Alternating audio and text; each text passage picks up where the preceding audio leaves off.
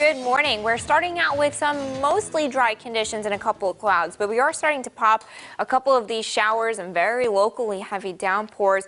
We've got a couple of these downpours just to the east of Monette near Aurora at Mount Vernon this morning, coming down Highway 39, and then another downpour south of Branson there. Otherwise, things are mostly dry and smooth sailing, just really warm. 73 in Springfield right now. It's 73 degrees in West Plains and in Rolla. So at the pool today, we'll keep things pretty hot and humid. Temperatures up near 90, feeling like the middle 90s, and we keep a spotty storm chance out there again today. The storm chance will focus to the eastern Ozarks today, where the front will wind up hanging out. 90 for that high. Storms collapse by sunset. Another very warm overnight tonight in the 70s. Tomorrow, more spotty shower and storm chances. We'll actually have a front come through tomorrow, so we'll still be pretty hot and steamy ahead of that front, and then pop those storms as the front comes through. Behind that front on Thursday, that air mass will be less humid. It's still going to be warm, mostly sunny, a high of 88, but maybe not feeling as oppressive, maybe just a little bit sticky, but again, feeling much better on Thursday. Short-lived, less humid day, though, because that heat comes back as we head into the weekend. Lower 90s will feel close to 100. Joe, Lauren. Putting crime into focus now, a Stratford man is due to be arraigned in court today on multiple statutory sodomy and rape felony charges. This after his motion for a change of judge was granted. Larry Dykes is accused of having sex with a child younger than 14 for more than a year, beginning in 2016. Investigators say Dykes and his wife, Alicia, performed sexual acts on a girl, sometimes while the girl was blindfolded or handcuffed. Alicia Dykes was sentenced earlier this year to 7 years in prison for the same crimes, but per a plea agreement, she was able to complete a 120-day program in the Sex Offender Assessment Unit and placed on 5 years of supervised probation.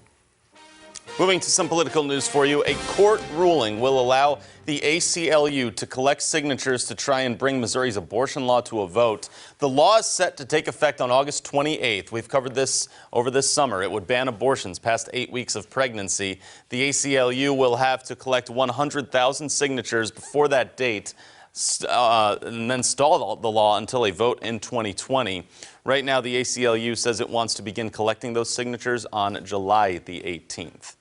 Moving to some medical coverage now for you. New statistics show Arkansas may be making progress to fight the opioid epidemic. The Arkansas Medical Association's Opioid Task Force indicate that the medical community is trying to better understand the issues associated with them.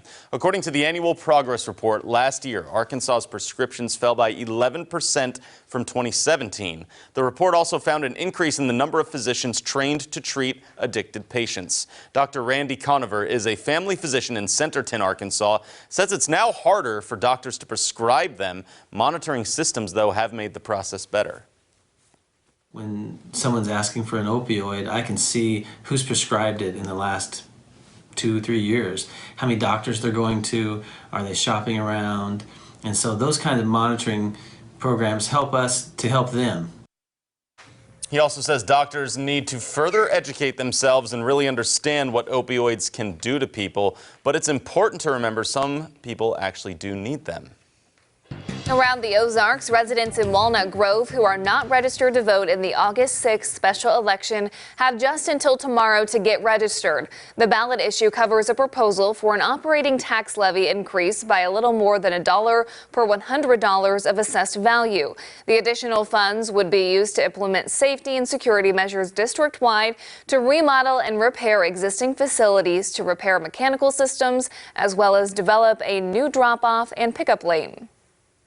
It is that time this morning on a Traffic Tuesday when we have to check in with Hannah Zettel, who's answering your questions to help you navigate those roads a little safer. That's right. This morning, Hannah is live on the road answering a question from our viewer, Brandon, about clearing the intersection when driving in the left turn lane. Hannah, good morning. Good morning, Joe. A good humid morning to you this morning. It is definitely humid out here this morning, but we're not here for that. We're here for Traffic Tuesday. So today's question comes from one of our viewers, Brandon. He tweeted me asking about the scenario of in the left turn lane, you've got that solid green light, you're inching your way up, cars are making their left turn, but then you pass that white line, you're in the intersection and the light turns red. What do you do in that scenario? So I consulted the Missouri Driver's Manual for him to find out the answer.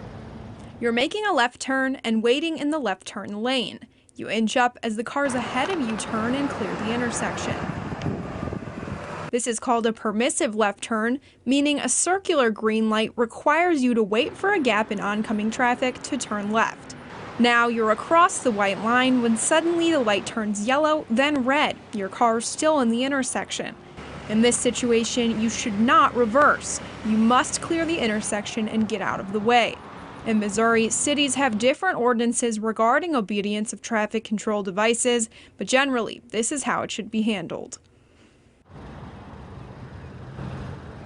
So of course, if you do get stuck in the intersection and the light turns red, you got to get out of there, you got to clear the intersection, but you are not legally allowed to cross that line unless the light is green. So if it's yellow or red and you don't chance it, definitely wait for the next light in that scenario. So that's it for this week's Traffic Tuesday. If you've got a question for me, let me know on Facebook or Twitter and it might be featured soon. Reporting in Springfield, Hannah Zettel, Ozarks First. Thank you, Hannah. This is more local news now. The third and final public meeting on the development recommendations for the Galloway area will be tonight. The meeting is at the All Saints Anglican Church on Galloway Street from 5:30 to 7. The city's planning and development staff will present final recommendations to City Council coming up on July 23rd. You may recall back in November of 2017, an administrative delay was put on the development so city staff could gather input and make those recommendations. That moratorium expires on August the 2nd. Black bear sightings in Missouri have increased over the years, and with that in mind, the Missouri Department of Conservation is inviting the public to learn more about the species in an open house event tonight. The open house includes info on MDC research projects, management plans, and how to handle conflicts with black bears. The meeting will be at the Springfield Nature Center from 6 to 8 p.m. and is for anyone 10 years or older. Black bears are currently a protected species in Missouri, and there are estimates of around 350 here in the state.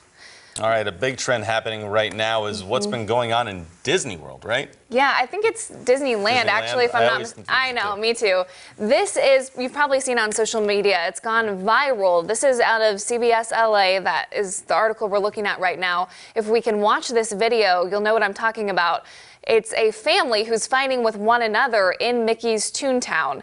And so it goes on for about 4 minutes before you see security officers from Disneyland show up. So that has brought to light some questions about security in theme parks. Yeah, and the immediacy there for response. So something to track right there. We get one last check of our forecast with Elisa before we head out the door today.